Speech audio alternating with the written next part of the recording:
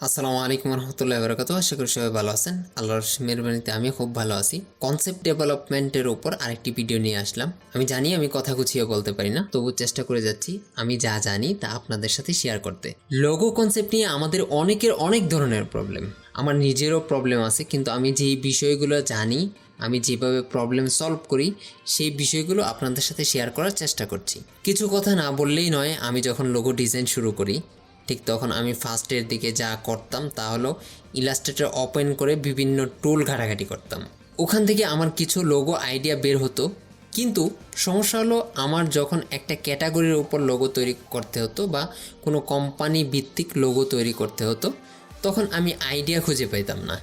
হয়তো বা ইলাস্ট্রেটরে বিভিন্ন আর্ট করতাম, বিভিন্নভাবে আইডিয়া জেনারেট করার চেষ্টা করতাম, কিন্তু কেন জানি আমার কাছে পারফেক্ট মনে হতো না। ডেলিভারি হতো, কিন্তু আমি আত্মতৃপ্তি পাইতাম না। অনেক লোগো ডিজাইন করা হয়ে গেছে এভাবে, কিন্তু পারফেক্ট একটা আইডিয়া বের করতে গেলে আমার খুব কষ্ট হতো।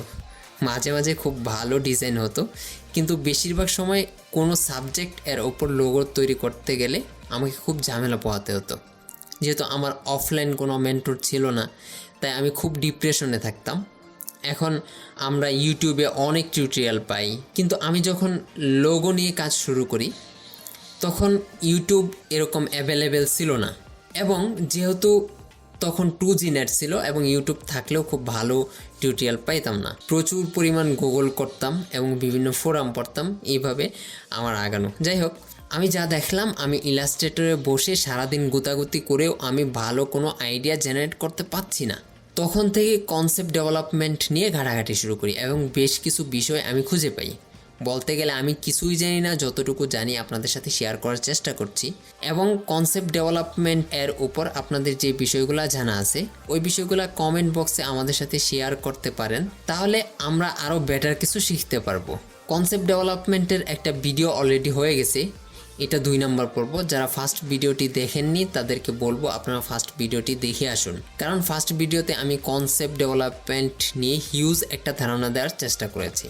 আসলে আমি অনেক বেশি বকবক করি, তার জন্য আন্তরিকভাবে দুঃখিত। চলুন কাজটি দেখি। আমরা এই পর্বে দেখব ড্রয়িং এর ওপর লোগো ডিজাইন। আমরা খাতায় ড্রয়িং করছি। গত পর্বে আমরা যা দেখেছি তা হলো একটা সাবজেক্টের উপর কিভাবে কিওয়ার্ড বের করব এবং ওই কিওয়ার্ডের উপর ভিত্তি করে আমরা কিভাবে লোগো ডিজাইন করব। আজকে আমরা যে লোগোটি তৈরি করব সেটা হলো টি লেটার এর উপর অর্গানিক লোগো। গত পর্বে আমি যেভাবে কিওয়ার্ড রিসার্চ করেছি, এই ক্ষেত্রেও আমি একইভাবে রিসার্চ করেছি এবং আমার কাছে যেই সাবজেক্টগুলো বেটার মনে হয়েছে ওই সাবজেক্টগুলো একত্রিত করেছি, এবং আমি ফার্স্ট টাইম আমার আইডিয়াগুলোকে আরও স্ট্রং করার জন্য, আরও পাওয়ারফুল করার জন্য খাতায় ড্রয়িং করেছি। আমার ড্রয়িং খুবই বাজে, আমি ড্রয়িং করতে পারি না, একদমই পারি না। যারা ভালো ড্রয়িং করতে পারেন তাদের জন্য আরও বেটার হবে।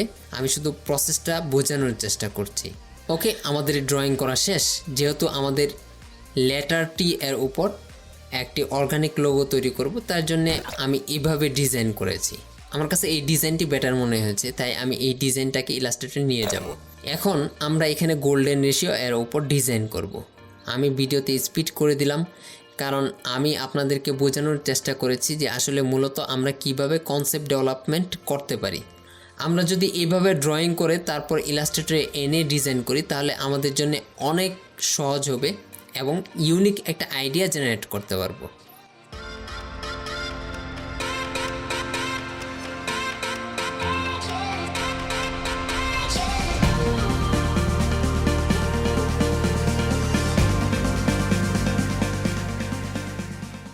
আমাদের টি ডিজাইন হয়ে গেছে। আমরা এখন পাতাটাকে পেন টুল দিয়ে ডিজাইন করব, কারণ আমার কাছে পাতাটাকে বেটার মনে হচ্ছে না।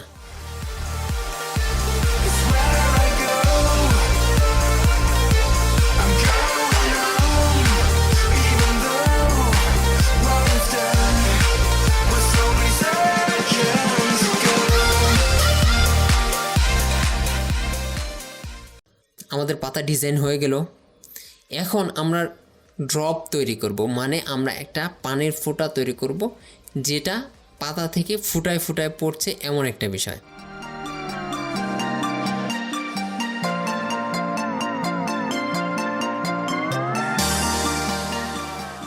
আমি চেষ্টা করেছি কীভাবে ক্রিয়েটিভ এবং ইউনিক ডিজাইন আপনারা করতে পারেন তার উপর আমার আইডিয়াগুলো শেয়ার করতে। জানি না কার কতটুকু হেল্প হবে, তবে আমি চেষ্টা করে যাচ্ছি আমার সর্বোচ্চটা দিয়ে আপনাদের সাথে থাকার এবং আমার জানা বিষয়গুলো আপনাদের সাথে শেয়ার করতে। আমার আব্বু খুব অসুস্থ, আমার বাবা মা দুজনেই অসুস্থ, সবার কাছে দোয়া চাই। আজকের ভিডিও এখানেই শেষ করছি, পরবর্তী ভিডিওতে আবার দেখা হচ্ছে। ততক্ষণ পর্যন্ত সবাই ভালো থাকুন, সুস্থ থাকুন। আসসালামু আলাইকুম ওয়া রাহমাতুল্লাহি ওয়া বারাকাতুহু।